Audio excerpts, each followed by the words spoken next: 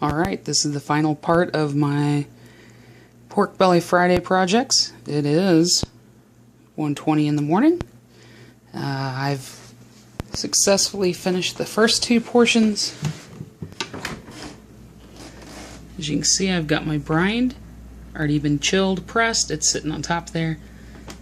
My confit is sitting in the pan being pressed. I've got my braising liquid for a sauce. And now my final step is setting up the cure on my bacon. Sorry, that beer's for me. That's a 2.5 pound portion of pork belly that's remaining. I'm going to rub it with a little bit of light honey coating, and then I've mixed up kosher salt, black pepper, brown sugar, just a little bit of garlic powder, and then also very important for curing is the pink salt. Insta-Cure number 1.